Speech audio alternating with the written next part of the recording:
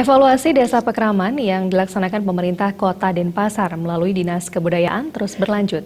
Setelah Desa Pekraman Padang Sambian dan Poh Gading, kini giliran Desa Pekraman Pagan yang merupakan Duta Kecamatan Denpasar Timur dievaluasi oleh tim Sabah Upadesa Kota Denpasar di Pura Dalem Tungkup Kamis kemarin. Begitu menapaki wilayah Desa Pekraman Pagan, Wali Kota Denpasar Ida Bagus Rai Dharma Wijaya Mantra bersama tim evaluasi dari Sabah Upadesa Kota Denpasar langsung disambut tarian Panyam Brahma Masal yang dibawakan 100 penari muda Desa Pekraman Pagan. Dilanjutkan dengan meninjau kegiatan masyarakat Desa Pekraman Pagan dalam bidang keagamaan dan juga bengkel kreatif Pagan Asri.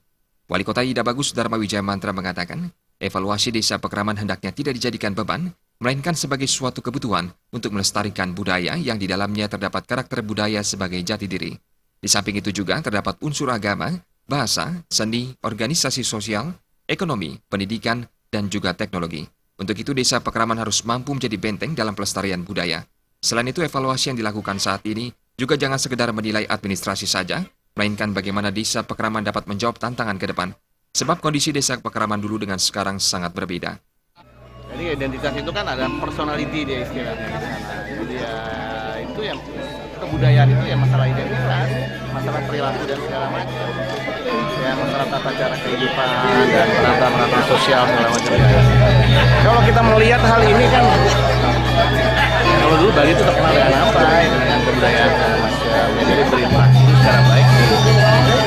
Saat sekarang ini kan perlu kita ada suatu pemikiran atau Sementara itu, pendesa Desa Pekraman Pagan yang diwakili penyarikan Desa Adat Pagan, Made Merte mengatakan, kegiatan yang dilakukan ini merupakan ajang evaluasi dari sebuah rutinitas yang sudah dilakukan.